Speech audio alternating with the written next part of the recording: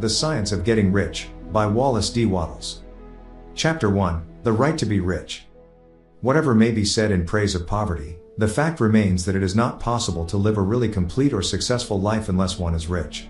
No man can rise to his greatest possible height in talent or soul development unless he has plenty of money, for to unfold the soul and to develop talent he must have many things to use, and he cannot have these things unless he has money to buy them with.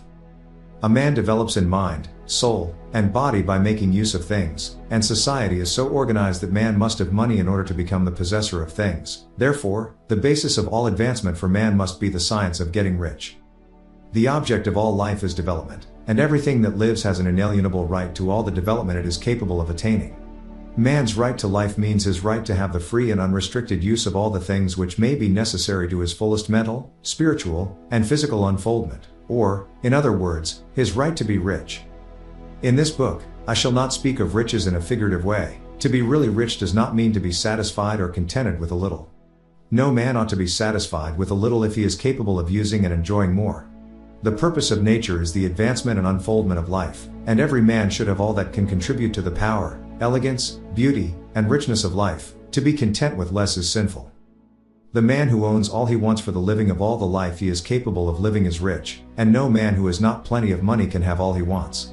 Life has advanced so far, and become so complex, that even the most ordinary man or woman requires a great amount of wealth in order to live in a manner that even approaches completeness. Every person naturally wants to become all that they are capable of becoming. This desire to realize innate possibilities is inherent in human nature. We cannot help wanting to be all that we can be. Success in life is becoming what you want to be. You can become what you want to be only by making use of things, and you can have the free use of things only as you become rich enough to buy them. To understand the science of getting rich is therefore the most essential of all knowledge. There is nothing wrong in wanting to get rich. The desire for riches is really the desire for a richer, fuller, and more abundant life, and that desire is praiseworthy. The man who does not desire to live more abundantly is abnormal, and so the man who does not desire to have money enough to buy all he wants is abnormal. There are three motives for which we live. We live for the body, we live for the mind, we live for the soul. No one of these is better or holier than the other. All are alike desirable, and no one of the three, body, mind, or soul, can live fully if either of the others is cut short of full life and expression.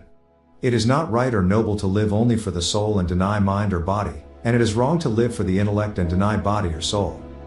We are all acquainted with the loathsome consequences of living for the body and denying both mind and soul. And we see that real life means the complete expression of all that man can give forth through body, mind, and soul. Whatever he can say, no man can be really happy or satisfied unless his body is living fully in every function, and unless the same is true of his mind and his soul. Wherever there is unexpressed possibility, or function not performed, there is unsatisfied desire. Desire is possibility-seeking expression, or function-seeking performance. Man cannot live fully in body without good food, comfortable clothing, and warm shelter, and without freedom from excessive toil. Rest and recreation are also necessary to his physical life. He cannot live fully in mind without books and time to study them, without opportunity for travel and observation, or without intellectual companionship. To live fully in mind he must have intellectual recreations, and must surround himself with all the objects of art and beauty he is capable of using and appreciating. To live fully in soul, man must have love, and love is denied expression by poverty. A man's highest happiness is found in the bestowal of benefits on those he loves. Love finds its most natural and spontaneous expression in giving. The man who has nothing to give cannot fill his place as a husband or father, as a citizen, or as a man.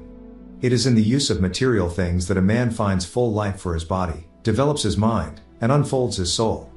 It is therefore of supreme importance to him that he should be rich. It is perfectly right that you should desire to be rich. If you are a normal man or woman you cannot help doing so. It is perfectly right that you should give your best attention to the science of getting rich, for it is the noblest and most necessary of all studies.